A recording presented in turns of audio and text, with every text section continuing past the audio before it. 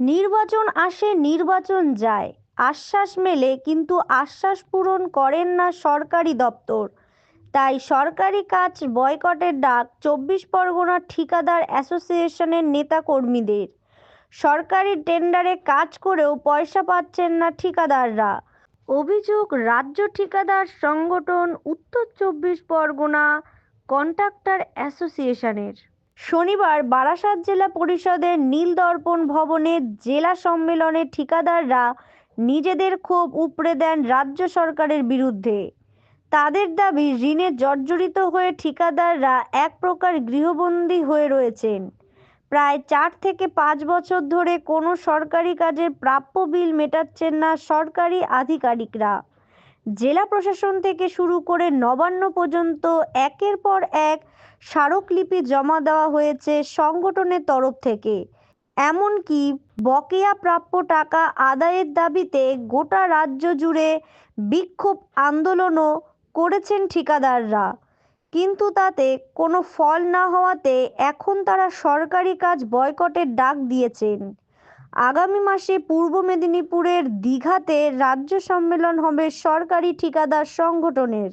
সেখানের গৃহীত সিদ্ধান্তই গোটা রাজ্য জুড়ে জানিয়ে দেওয়া হবে প্যানেলভুক্ত এবং কর্মরত সরকারি ঠিকাদারদের।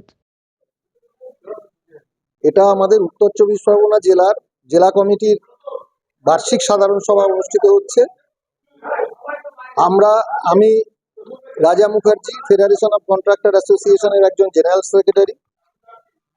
আমি এবং দেবাশিস সরকার এখানে এসেছি এদের এই মিটিংটাকে, অ্যানুয়াল জেনারেল মিটিংটাকে কন্ডাক্ট করার জন্য। কেন আজকে আমাদের এই প্রফেশনে বর্তমান যে পরিস্থিতি চলছে, সেই পরিস্থিতিতে এই প্রফেশনে থেকে হারিয়ে যাওয়ার লোকের সংখ্যা অনেক বেশি। এই সরকার আসার পর এনলিস্টমেন্ট তুলে দেয়। তালিকাভুক্ত যখন ছিল তখন একটা নির্দিষ্ট সংখ্যক ঠিকাদার সেখানে কাজ করত। বর্তমানে তালিকাভুক্ত তুলে দেওয়ার ফলে প্রচুর সংখ্যক ঠিকাদার, প্রচুর সংখ্যক মানুষ এই প্রফেশনে আসছে। এই প্রফেশনে আসার ফলে নানা রকম বিশৃঙ্খলা তৈরি হচ্ছে। আমরা চাই সমস্ত জেলা শক্তিশালী হোক। যত জেলা শক্তিশালী হবে তত আমরা ফেডারেশন অফ কন্ট্রাক্টর অ্যাসোসিয়েশন থেকে আমরা তাদের কথা তুলে ধরতে পারবো।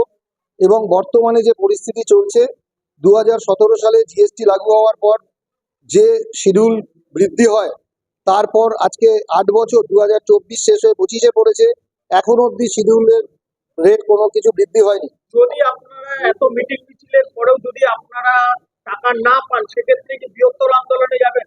অবশ্যই বৃহত্তর আন্দোলনে যাওয়ার কথা আমরা ভাবছি। সেটা আমাদের এই সমস্ত জেলা সম্পাদক মানে জেলা কমিটিগুলো এজিএম হওয়ার পরে আমাদের রাজ্য সম্মেলন আছে দীঘাতে 18-19 জানুয়ারি। ওখান থেকেই আমরা সিদ্ধান্ত নেব এবং নতুন কমিটি ওখানে ফর্মেশন হবে। অবশ্যই আমরা বৃহত্তর আন্দোলনে যাব।